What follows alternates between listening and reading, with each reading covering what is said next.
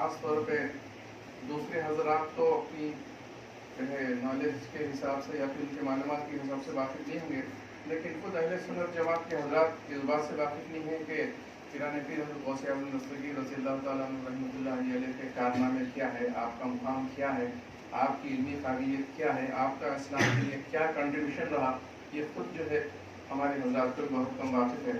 اور پھر سال میں ایک مرتبہ ہم جو ہے 11ویں شریف کر لے کے سمجھتے ہیں کہ ہم جو ہے حق ادا کر دیں، لیکن آپ کے مقام کو سمجھنے کے لیے بہت اہمیت جو ہے یہ ہے کہ آپ کا جو اتنا اونچا مقام ہے جو ہم سمجھ نہیں سکتے، اور ہمارے جو ہے دائرۂ نالج میں جو ہے آپ کے مقام کو سمجھنے کی صلاحیت بھی ہونی چاہیے.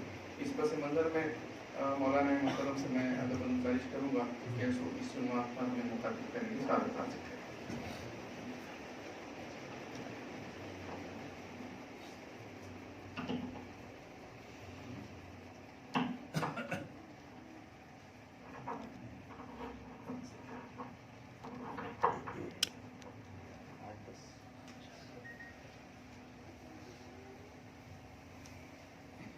السلام علیکم ورحمۃ اللہ وبرکاتہ. وعلیکم السلام ورحمۃ اللہ وبرکاتہ.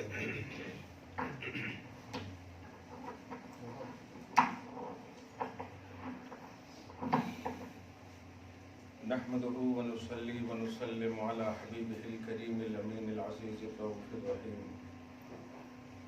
وعلى آله وأصحابه الأفضلين الأكرمين أجمعين. أما بعد، فأعوذ بالله من الشيطان الرجيم. بسم الله الرحمن الرحيم. صاد والقرآن ذي الذكر بل الذين كفروا في عزة وشقاق. صدق الله العظيم. حصول برکت کے لیے درود شریف پڑھ سیدنا و شفیعنا و حبیبنا و مولانا محمد وآلہ واصحابہ وبارک وسلم صلی اللہ تعالی علیہ وسلم. جب جذبات سے سرشار ہوتا ہے تو الفاظ ساتھ نہیں دیتے ہیں. اللہ پاک اس مجلس کی مسلسل نورانیتوں سے، عظمتوں سے ہم سب نہ یہ کہ واقف ہیں بلکہ محظوظ ہوتے ہیں. اللہ پاک ہم سب کو اپنے خصوصی ذل رحمانی میں شرف کے ساتھ جوار کرم مصطفیٰ نصیب فرمائے. در حقیقت غوث اعظم رضی اللہ تعالیٰ عنہ اپنے زمانے اور صحابہ اور تابعین کے بعد اپنے پچھلے زمانے کے اسلام کے بہت بڑے آئیڈیل ہیں، بہت بڑے ہدایت، تفہیم قرآن اور توضیح حدیث کی نمایاں حیثیت رکھتے ہیں.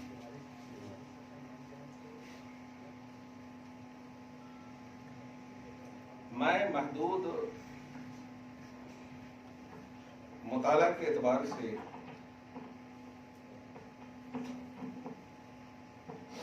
جو 2-3 سال کے درمیان، 5 سال کے درمیان، چونکہ کبھی کبھی حالات اور تقاضے بھی آپ کو کسی چیز پر مجبور کر دیتے ہیں.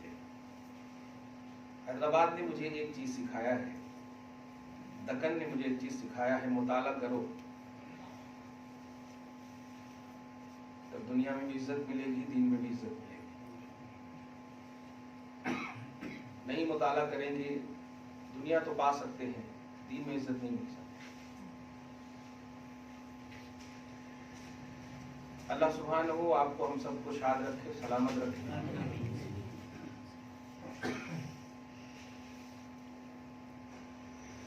غوث اعظم رضی اللہ تعالیٰ عنہ کا اس طرح سے جشن یا آپ سے منسوب محفلیں یہاں دیکھی میں نے، دل نے کہا یہ عقیدت سلامت رہے، لیکن اس کا جو بیس ہے کیوں انسان کیوں انسان کھینچے جاتے ہیں کسی کی طرف؟ اس کی وجہ آپ نہیں ہیں، اس کی وجہ خدا کا فضل ہے. کیونکہ ظاہر ہے آپ کون سی صدی میں جی رہے ہیں، اور یہ بھی ظاہر ہے کہ غوث پاک کی آپ نہ ظاہری طور پر اولاد ہے اور نہ آپ ان کی اس پہ ظاہری طور پر کریں، لیکن پھر بھی اتنے ادب و احترام کے ساتھ نام لیتے ہیں، ان سے منسوب محفلوں کو پوری پازیٹیوٹی کے ساتھ مناتے ہیں. بات کیا ہے؟ یہ بات ہماری نہیں، یہ بات خدا کی ہے. اللہ پاک نے وعدہ لیا ہے اپنے محبوب بندوں سے، تم میری محبوبیت کے بعد سرفراز ہونے کے عالم ناسوت میں، یہ جو دنیا جسے یا عالم ناسوت کہا جاتا ہے، یہاں آپ سانس لیتے بھول بھلیا والی دنیا. ناسوت نسیان سے بھی، ناس لوگوں کو اس لیے کہتے ہیں کہ وہ بھولنے والا ہے. عالم ناسوت میں بھی رہ کر تم نے مجھے راضی کر دیا، تو اب تیری ذمہ داری ختم ہو گئی، اب میری ذمہ داری شروع ہوئی. یہ اللہ پاک فرماتا ہے. آؤ پرسکون ہو کر آؤ، راضی ہو کر آؤ، مطمئن ہو کر کے آؤ. اب میں تمہیں وہ شہرت عطا کروں گا اور خلق کے دلوں میں بات ڈالوں گا کہ اب نذرانے محبت ان کی بارگاہ میں پیش کرو. اللہ پاک کا وعدہ ہے. سورہ مریم کی لاسٹ ہے، فرسٹ آیت کریمہ آپ دیکھیں، اللہ پاک کلیئر فرماتا ہے ان الذین آمنوا وعملوا الصالحات سیجعل لهم الرحمن ودا. بے شک جو لوگ ایمان کامل اور عمل صالح کی دائمیت کے ساتھ زندگی گزار کر چلے بھی جائیں، اللہ اپنی رسپانسبلٹی فرماتا ہے ارشاد کے طور پر، ان قریب ہم بندوں کے دلوں میں محبت اس کی ڈال دیں گے. اب یہ وعدہ اللہ پاک نہیں کہ ہم میری محبت ڈال دیں گے، اس کی محبت ڈال دیں گے، ایمان کامل اور عمل صالح. اور یہ حقیقت ہے کہ بڑے سے بڑے تنقید نگاروں نے بھی غوث اعظم کے ایمان کامل اور عمل صالح کی تائید کی ہے.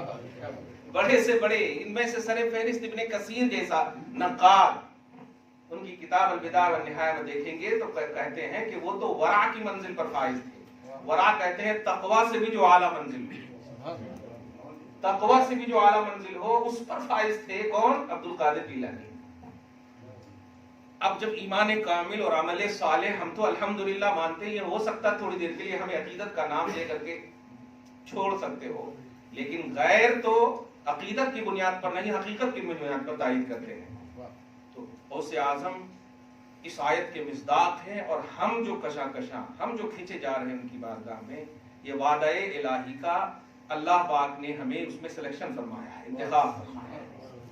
اب اس تمہید کے بعد یہ جذبات صادقہ سے ایک دم لبریز تھے، اس لیے کچھ نہیں بول پائے. میں اب بول رہا ہوں کہ کیا بولنا چاہ رہے ہیں. غوث اعظم کا علمی مقام کیا ہے؟ اور یہ دیکھیے گا، یہ کوئی مقالہ نگاری نہیں ہو رہی کہ آپ مجھے ڈاکٹریت کا اعزاز دے دیں، ویسا نہیں. میں ایک دم ریئل پیش کر رہا ہوں. ابھی آپ کے سامنے قرآن پاک آپ دیکھیں گے تو حروف مقطعات آپ سمجھتے ہیں؟ نہیں. حروف مقطعات جس کا ترجمہ نیچے میں نہیں ہو، ٹرانسلیشن سمجھ رہے؟ الف لام میم، الف لام را، قاف حا میم عین، اس کا نیچے میں ترجمہ نہیں ہوتا. یہ کل 29 مقامات پر ہے قرآن پاک. 29 قرآن پاک میں 29. آخری ہے نون والقلم، آخری ہے نون والقلم، اس کے بعد نہیں. سمجھ رہے آپ؟ 29واں پارے، کمال ہے 29واں پارے میں کل 29 ہے. غوث اعظم رضی اللہ تعالی عنہ نے ان 29 مقامات پر جو اپنی علمی شہپارے امت کو دیے ہیں، خدا کی قسم قادریوں فخر کرو اپنی قادریت پر کہ تم ایسے ویسے کو نہیں مانتے ہو، اس کو مانتے ہو جس کو سب سے اعلیٰ اور واقعی اعظم بنایا ہے رب العالمین نے. آپ ذرا سوچیں. میں کمپریزن کی دنیا میں آپ کہوں، ابن کثیر جیسا نقاد تفسیر قرطبی کے حامل کو دیکھیں، ساوی کے حامل کو دیکھیں، جلالین کے حامل کو دیکھیں، خود عہد حاضر میں آپ امام احمد رضا کو دیکھیں، ان تمام کو آپ دیکھیں، اور بھی آپ کی اس میں جتنی بھی نالج ہو، تمام بڑے بڑوں کو لے آئیں. بلا اختلاف مسلک میں بول رہا ہوں، سب کو آپ لے آئیں اور سب کے مطالعہ قرآن، ترجمہ قرآن کو آپ جمع کر کے مطالعہ کریں۔ کسی کے قرآن میں الف لام میم کے نیچے قلم نہیں اٹھا ہوگا، کسی کے ترجمہ قرآن میں۔ میں اس ذات کی بات کر رہا ہوں جو 500 صدی کے بعد کے ہیں۔ میں اصل توحید و رسالت کی وہ ریئلٹی پیش کرنا چاہ رہا ہوں آج کی اس محفل میں غوث پاک کے حوالے سے۔ غوث اعظم رضی اللہ تعالیٰ عنہ ان 29 مقامات پر بھی جو قلم اٹھائے ہیں، انشاءاللہ قریب ایک مہینے کے اندر یا ہفتے کے اندر کتاب آپ کے پاس آئے گی، شان خیر الورا بزبان غوث الورا۔ یہ اسی حروف مقطعات کی ترجمانی جو غوث پاک نے اپنی زبان سے لکھی، اس کا صرف میں نے ترجمہ کر دیا ہے بس۔ ابھی بھی وہ آپ کبھی سینٹر میں آئے، تفسیر الجیلانی میں غوث پاک نے، اور اس کے بعد پہلے جو آج 10 سال 15 سال سے آپ سن رہے ہیں نا، کبھی کبھی آپ فتوے بھی لگا دیتے میرے پر، کیا لے کر بیٹھے ہیں آپ، خالی نبی کی تعریف کرتے۔ میرے غوث نے سہارا دے دیا ہے قسم خدا کی، اور ایک دم یقین دلا دیا ہے کہ تم صحیح ہو۔ فرمایا کہ مقصد نزول قرآن ہی ہے محمد الرسول اللہ، اور اس کی ابھی ریئلٹی آپ کو، اس کی اصول اور ضابطے خود بتاؤں گا آپ کو۔ جیسے میں نے ابھی سورہ 7 پارہ نمبر 23 23 کی ہے، سورہ صافات کے بعد سورہ 7 ہے، سورہ یاسین کے بعد سورہ صافات، سورہ صافات کے بعد سورہ 7۔ اس سورہ 7 کی میں نے جو حروف مقطعات میں سے 7 کا کچھ ترجمہ ہے بولیے، لیکن غوث اعظم رضی اللہ تعالیٰ عنہ نے 6 ترجمہ کیے ہیں، لفظ 7 کا 6 ترجمہ کیے غوث پاک نے، اور اتنا اعلیٰ ترجمہ کہ آگے جو لفظ ہے نا، آپ کا دل کہے گا کہ یہی ترجمہ ہی ہونا چاہیے۔ قرآن پاک میں وہیں پر آپ دیکھیں، سواد خاموش ہو گیا، لیکن آگے کیا ہے، والقرآن ذی الذکر، جس کا معنی ہے قسم ہے قرآن کی۔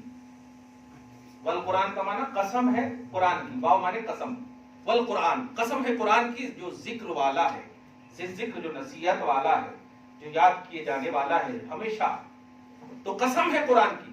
اب سوال ہوتا ہے کیوں قسم اٹھایا اللہ پاک نے؟ آٹومیٹک ہوتا ہے، اللہ کا کلام ہے، کیوں قسم اٹھایا اللہ پاک نے؟ تو اس سال میں غوث اعظم نے اس قسم اٹھانے اور نزول قرآن، جس کو آپ شان نزول بھی آپ کہیں اور انگلش میں بیک گراؤنڈ بھی آپ کہیں، آیتوں کا آگے پیچھے کیوں کیسے نازل ہوا، اس کا ذکر فرماتے ہیں۔ آپ ذرا سنیے، کہتے ہیں صاد ایھا الصفی الصافی۔ گم ہو گئے؟ ظاہر ہے سلطان الاولیاء کا جلدی سمجھ گئے تو پھر آپ ہاں، اس لیے نہ سمجھنا بھی تھوڑا ایک دم بالکل سمجھ میں آتا ہے کہ وہ بہت اعلیٰ ہے، سڈنلی سمجھ گئے تو پھر آپ کو سمجھ میں کہاں سے آئے گا کہ وہ اعلیٰ ہے، آپ پریشان ہو پہلے ان کے لیے۔ فرماتے ہیں کہ صاد کا ترجمہ یہ ہے، سنو مجھ سے، عارف باللہ کا ایک عنوان سمجھیے۔ عارف باللہ کا مطلب کیا ہوتا ہے؟ اللہ کو جاننے والے، نہیں، اللہ کو پہچاننے والے۔ عالم باللہ کا ہوتا ہے اللہ کو جاننے والے، علم اور نالج یہ ہے مرادف، لیکن معرفت یہ پہچاننے والے کو بولتے ہیں۔ عارف باللہ ہے نا، سلطان العارفین، معرفت ربانی، یہ ہے نا عنوان۔ قرآن پاک میں بھی معرفت کا لفظ آئے، الذین یعرفونہ کما یعرفون ابناءہم، عارف باللہ۔ اب ذرا غور کیجیے گا، کہتے ہیں صاد کا معنی یہ ہے ایھا الصفی الصافی۔ اس کو سمجھنے سے پہلے سورہ زخرف میں پارہ نمبر 25 میں ایک آیت کریمہ ہے۔ میرے حبیب، یہ جو قرآن اتار رہا ہوں نا، اس قرآن میں، اس قرآن کے اتارنے کا مقصد یہ ہے کہ میں چاہوں کہ آپ کا ذکر ہو اور جو آپ کو مانے اس کا ذکر ہو۔ قرآن کا لفظ پڑھ دے رہا ہوں میں، انہو لذکر لک ولقومک، انہو لذکر لک ولقومک۔ یہ جو ہے انہ میں نے بے شک، ہو میں نے یہ یعنی قرآن، یہ یاد کی چیز ہے، لکا آپ کے لیے، ولقومک جو آپ کی قوم ہو۔ یہ قوم کے لیے نہیں ہے، لفظ آپ جب اللہ فرماتا ہے نا تو وہ انتصاب اللہ کی بارگاہ سے پوزیٹو کہلاتا ہے۔ جیسے ورفعنا لکا، میرے حبیب آپ کی خاطر ہم نے آپ کے ذکر کو بلندی دی ہے، آپ کی خاطر ہم نے آپ کے ذکر کو بلندی دی ہے، سمجھ رہے نا؟ ذکر کو بلندی نہیں دی، آپ کی خاطر، آپ ہیں اس لیے ذکر کو بلند کیا ہے۔ تو میرے حبیب میں نے یہ قرآن جو ذکر بنایا ہے وہ آپ کی خاطر، اور وہ لوگ بھی دھیان دیجیے گا، وہ لوگ بھی جو آپ کے ہیں ان کا بھی ذکر ہوگا۔ تو قرآن کے ذکر ہونے یا قرآن کے نزول کا مقصد اللہ پاک نے ایک آیت میں پیش کر دیا، کلیئر ہے؟ اِنَّهُ لَذِكْرٌ لَكَ وَلِقَوْمِكَ، صحیح ہے نا؟ اب یہاں پر ایک بات میں کلیئر کر دے رہا ہوں پہلے آپ جیسے لوگوں کی، کہ وہ بھی ہے نا کہتے، یہ بھی ہے نا کہتے، یہ وہ بھی ہے نا اور یہ بھی ہے نا، نہیں ہونا، سب ہے، سب ہے، لیکن اس کو ذرا سمجھنا ہے۔ اگر نگیٹیوٹی میں سمجھیں گے تو پھر سمجھ میں نہیں آتا۔ جہاں پر آپ کو قُلْ إِنَّمَا أَنَا بَشَرٌ مِثْلُكُمْ کو سمجھنا ہے تو دھیان دیجیے گا، سب سے پہلے قرآن کو سمجھیے، پورے قرآن کو، الحمدو کے الف سے لے کے والناس کی سین تک، یہ کیوں اللہ نے اتارا، یہ پورا کیوں اتارا اللہ تعالیٰ نے؟ اللہ اپنے کلام کو آپ کو دینا تھا تو دے دیتا توریت، دے دیتا انجیل، دے دیتا زبور، یہ بھی تو اللہ کا کلام ہے۔ تو اگر کلام دینا مقصود ہوتا تو دے دیتا اللہ، یہ میرا ہی کلام ہے۔ قرآن کیوں دیا؟ ایک سوال ہوتا ہے نا۔ تو قرآن دینے کا مقصد یہی ہے، اے حبیب اس میں آپ کا ذکر ہوگا اور آپ کے کا ذکر ہوگا۔ کیا بات ہے، آپ سمجھے؟ تو مقصد نزول قرآن ہے ذکر محمدی صلی اللہ علیہ وسلم، مقصد نزول، اور اس سے اور جملہ جو محفل سجائے، مقصد نزول قرآن ہے ذکر غلامان محمدی صلی اللہ علیہ وسلم۔ کچھ سمجھے آپ؟ قرآن سے میں بول رہا ہوں، یعنی آپ کا ذکر ہو اور آپ کے ماننے والوں کا ذکر ہو۔ اب آپ پھر آپ کہیں گے کہ پھر نماز میں کہاں ذکر ہے، بھئی حج کی آیتوں میں کہاں ذکر ہے، بولتے ہیں نا، تو پھر آپ بھئی نظریں آپ کو بدلنی ہوگی۔ بہت عمدہ کہا گیا ہے، نظریں بدل گئی تو نظارے بدل گئے۔ غش کھا گئے کلیم مگر ہنس پڑے حبیب، غش کھا گئے کلیم مگر ہنس پڑے حبیب، نظریں بدل گئی تو نظارے بدل گئے، سمجھیں؟ نظریں بدل گئی تو نظارے بدل گئے۔ تو آپ کو نظارے مقصد نزول قرآن دیکھنا ہے تو نظر بدلنی ہوگی، اور اس نظر کا نام ہے محبت مصطفیٰ، اس نظر کا نام ہے پوزیٹیوٹی نبی کے لیے، اس نظر کا نام ہے۔ اسی لیے صحابہ کرام نے نالج کو ترجیح نہیں دیا، مصطفیٰ کو ترجیح دیا ہے۔ آپ غور کیجئے، حضرت ابوبکر صدیق رضی اللہ تعالیٰ عنہ، آپ پوری کتاب، پوری ہسٹری کو آپ دیکھ لیں، پوری ہسٹری کو دیکھ لیا، اور روایتیں حدیث میں آپ دیکھیں تو 500 کیا 200-300 بھی روایتیں ان سے نہیں ملتی۔ روایت سمجھ رہے آپ؟ یعنی حدیث کی دنیا میں جیسے حضرت ابو ہریرہ کی روایت ہے، حضرت انس کی روایت ہے نہیں، یہ سب بھی صحابی ہے نا، ان کی روایات کثیر ہیں، پھر بھی افضل البشر بعد الانبیاء ابوبکر کیوں ہیں؟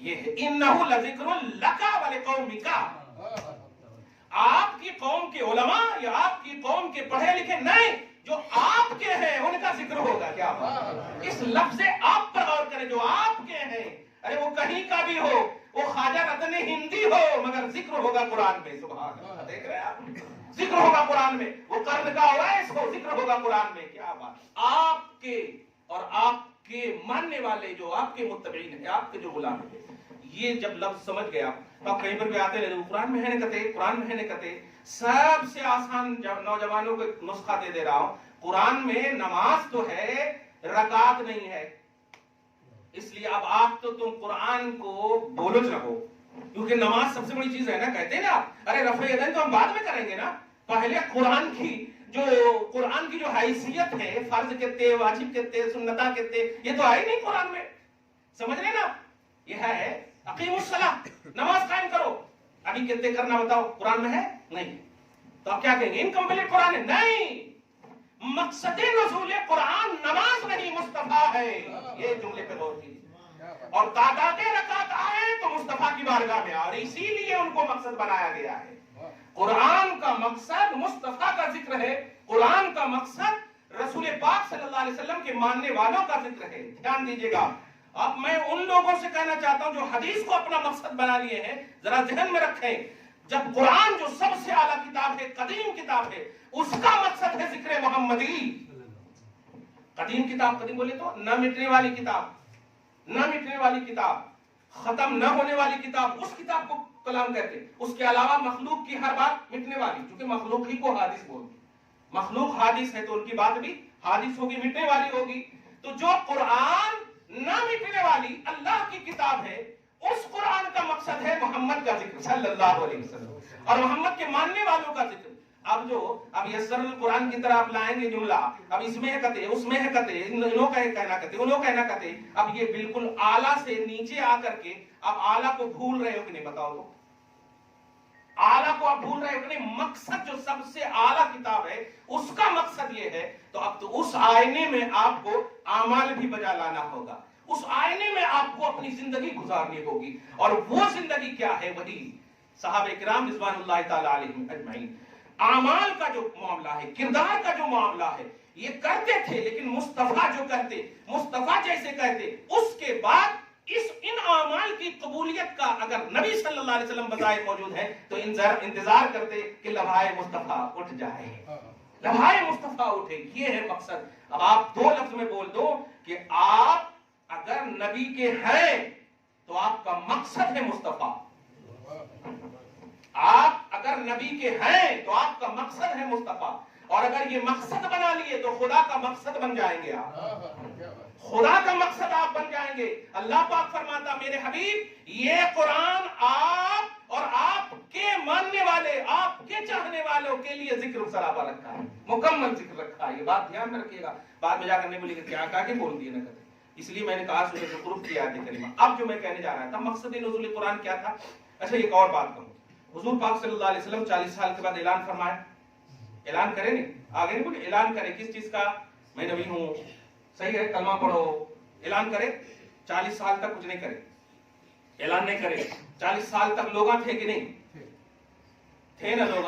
हजरत अबू बकर भी थे, उमर भी थे, सारे जाहिरी तौर पर आप देखें तो सब थे, लेकिन कोई भी लफ्ज़ सहाबी का उन्वान था, ये पॉइंट नोट की, सहाबी का उन्वान था नहीं, ईमान वालों का उन्वान था नहीं। हुजूर भी हैं, हुजूर भी हैं, 40 साल की उम्र पाक है तो आप समझ रहे हैं, हुजूर भी हैं, अबू बकर और उमर भी हैं, सब है, लेकिन किसी का उन्वान न ईमान का उन्वान है, न तौहीद का उन्वान है, न ही सहाबियत का उन्वान है। हुजूर एक लफ्ज कहते हैं, सुनो ला इलाहा इल्लल्लाह कहो कामयाब हो जाओगे। इतना सी लफ्ज का सहाबियत का भी उन्वान बन गया, इतना सी लफ्ज का अहले तौहीद का उन्वान बन गया, इतना सी लफ्ज का। ये किसने कहा? अल्लाह पाक ने तो कहा नहीं, अल्लाह पाक ने तो कहा नहीं कि अल्लाह पाक तो पहले ही से अल्लाह पाक है। नबी ने कहा कि एक अल्लाह को मानो, नबी ने कहा एक अल्लाह को मानो, फिर जाकर कामयाब होगे। लोगों ने मान लिया, उस वक्त ये भी नहीं कहा कि अल्लाह ने कहा, नबी कह रहे हैं कि सुनो कहो ला इलाहा इल्लल्लाह तुफ्लिहू, अल्लाह के सिवा कोई माबूद नहीं, कामयाब हो जाओगे। ये अल्लाह कह रहा नहीं, मैं कह रहा हूं। इस लफ्ज़ क़ूलू ला इलाहा इल्लल्लाह पर ये नहीं कहा अक़ूलु मिन जानिबिल्लाह, अभी नहीं कहे, तब तो दो ग्रुप हुए ना वहां पे। कहो अल्लाह के सिवा कोई माबूद नहीं, ये लफ्ज़ कहो कौन है? लफ्ज़ मुस्तफा है, नहीं नबी की ज़बान है, नबी की ज़बान है। और मानने वालों ने जब माना तो वहीं पर से अल्लाह तबारक व तआला ने अब यूं कहिए वही खफी में कह दिया या अय्युहल्लज़ीना आमनू। क्या बात है, कहा कि नहीं ए ईमान वालों। तो लफ्ज़ ए ईमान वालों का रब की जानिब से ऐलान कब होता है? कब्ल होता है या बाद में होता है? आप कहेंगे यकीनन बाद में होता है। हालांकि मोमिन आप पहले हो रहे हैं, अल्लाह को आप पहले मान रहे हैं, लेकिन ऐलान बाद में हो रहा है। मुस्तफा जाने रहमत की सदाकत का एतराफ पहले की है आपने, इसलिए ऐलान बाद में हो रहा है, नबी की वजह से हो रहा है। ध्यान दीजिए, नबी की वजह से हो रहा है। ये पूरा प्रोसेस आप समझे, पूरी चीजों को समझे, आप पूरी लाइफ गुजारते अमल में एक सेकंड के लिए भी अगर निगेटिव हो गए नबी के लिए तबाह हो जाएंगे आप। उम्र कट गई सहाबे किराम रिज़वानुल्लाहि ताला अलैहिम अजमईन की, अभी ऐलान नहीं हुआ है, 30 साल 40 साल की उम्र हो गई।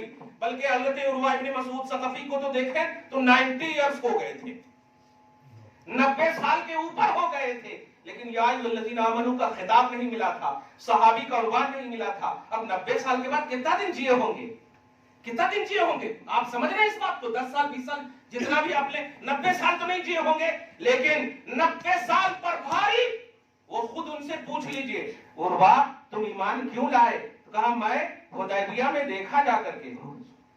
अबू सुफियान ने पूछा था, अरे क्या बात है? अरे तुम वहां भेजे हो اس سے پہلے کہاں کہاں بھیجے، قیصر بھیجے، کسرا بھیجے، روم بھیجے، بڑے بڑے بادشاہوں کے پاس مجھے جاسوس بنا کر بھیجے تھے نا. ہاں میں نے ان تمام بادشاہوں کا ملاحظہ کیا ہے، ان کے چاہنے والوں کو دیکھا ہے. ان کے چاہنے والے ان کی تعظیم اسی وقت تک کرتے ہیں جب تک وہ کرسی پر بیٹھا ہوا ہو. کرسی سے نیچے اتر جائے سمجھ ہی میں نہیں آتا بادشاہ کون ہے، آقا کون ہے، غلام کون ہے. لیکن میں اب کی بار جہاں گیا ہوں میں اس ذات کو دیکھ کر آ رہا ہوں کہ وہ کرسی پر نہیں چٹائی پر ہے، لیکن ان کے ماننے والے ان کے ہاتھ سے لگا ہوا پانی زمین پر گرنے نہیں دیتے، لگا ہوا پانی زمین پر گرنے نہیں دیتے ہیں. تو سوچ، جس ذات کے ماننے والے ٹچ ہوئے پانی کو گرنے نہ دیں، اس کے خون کو کیسے گرنے دیں گے، اس کے خون کو کیسے گرنے دیں گے. بدل ڈالو.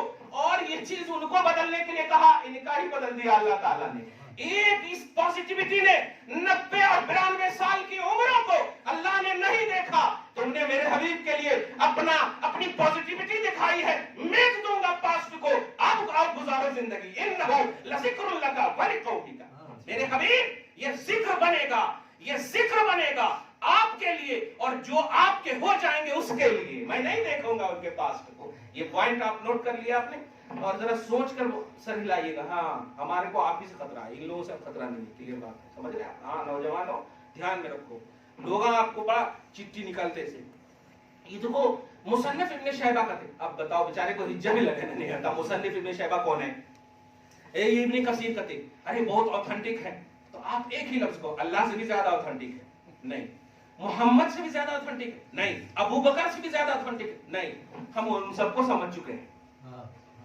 سمجھ چکے سے مطلب یہ مقصد کیا ہے اللہ کا، مقصد کیا ہے رسول اللہ کا، مقصد کیا ہے افضل البشر بعد الانبیاء کا. کیا بات ہے. ایک پازیٹیوٹی کی تفسیر کبیر کے حوالے سے آپ کو مثال دو. سورہ کہف کی آیت نمبر 12 کے تحت التفاسیر میں آپ دیکھیں گے تفسیر کبیر میں کہ اللہ کے نبی صلی اللہ علیہ وسلم نے حضرت ابوبکر صدیق کو انگوٹھی دیا تھا. مشہور ہے، انگوٹھی دیا تھا. کہا تھا کہ اس پہ لا الہ الا اللہ کندھا کر کے لاؤ. کندھا سمجھ رہے ہیں نا، تختی کر کے لاؤ. وہ بنانے کے لیے اس ہاں نقش بنانے کے لیے کر کے لاؤ. ٹھیک ہے. حضور پاک صلی اللہ علیہ وسلم کا یہ چہیتا جب جاتا ہے، جا کر کے نقاش کو کہتا ہے یہ کر دو، لیکن کہ رکو رکو رکو رکو، میرا دل گوارا نہیں کر رہا کہ میں صرف اللہ کا نام لکھواؤں. دیکھتا ہوں تو حضور کا بھی نام لکھ دو. حالانکہ نہیں کہا تھا حضرت ابوبکر صدیق کو. اب یہاں پر یہ ایک لفظ، علمی لفظ بول رہا ہوں، الادب فوق الامر. ادب جو ہے حکم سے بھی اوپر ہوتا ہے. اے بیٹے، اگر باپ تمہیں کرسی پر بیٹھنے کہہ رہا ہے تو مت بیٹھنا. وہ ناراض بھی ہو جائے تو ناراض ہونے دے. نہیں، میرا وہ پوزیشن ہی نہیں، وہ آپ کا مقام ہے. ادب وہ ہے. حضرت ابوبکر صدیق نے کہا میرا دل کہہ رہا ہے اے نقاش، خدا سے نبی کو جدا مت کرو. میں نے اس خدا کو اسی نبی کے حوالے سے پایا ہے. اس سے پہلے کہ وہ نقاش لکھنا شروع کرتا، بنا کر کے دے دیا. اب آپ بتائیے نقاش کون؟ کوئی نبی تو نہیں تھا نا، کوئی نبی نہیں تھا. یہ نقطے کی طرف اشارہ نہیں ہوتا ہے کبھی. نبی تو نہیں تھا نا، لیکن جب پورا بنا کر کے مصطفیٰ کی بارگاہ میں آتے ہیں تو نبی انگوٹھی کو دیکھتے ہیں. حضرت ابوبکر ایسے ہی چہرے کی وہ یہ صرف سوچ رہے ہیں کہ میں نے جو محمد صلی اللہ علیہ وسلم کا نام ڈالا ہے ڈانٹ پڑتی کیا آئے گی. نبی تو ایک ہی بولے تھے. مگر نبی جو بار بار دیکھ رہے ہیں نا سامنے، وہ دیکھنے کی وجہ ہی کیا کیا؟ یا رسول اللہ میرا دل کہا کہ میں اللہ سے آپ کو جدا نہ کروں. میرا دل کہا. تو یہ تو ٹھیک ہے، لیکن اور ہے. اب یہاں پر دیکھیے گا، اور ہے. میں نہیں کیا. دیکھیے گا، میں نہیں کیا. مسکرا کر کہتے ہاں تم نے نہیں کیا ہے، تم نے نہیں کیا ہے. جس سے تم نے مجھے جدا نہ کرنا چاہا اس نے کیا ہے. جبرائیل میری بارگاہ میں آئے تھے، میرے حبیب ابو بکر آپ سے مجھے جدا کرنا نہیں چاہتا. یہ عشق، یہ محبت ہے، یہ ادب ہے. سنیے، جبرائیل کے ذریعے سے میں اس نقاش کے دل میں یہ بات ڈال رہا ہوں، اس نقاش کے دل میں بات ڈال رہا ہوں. خبردار، جس ذات نے میرے محبوب کو مجھ سے جدا نہیں کیا، میں اسے کیسے कैसे जुदा कर सकता हूँ। इन्नहु लज़िक्रुन लका व लिक़ौमिका, उन्वान समझो आप। मेरे हबीब सुनिए, मैंने जिब्राइल के जरिए से उनके दिल में बात डलवाई और कहा अबू बकर का भी नाम इसमें डाल दो, अबू बकर का भी नाम डाल दो। ये सब कौन सी चीज थी? हुक्म नबी तो था कि एक कंधा करवाना ना,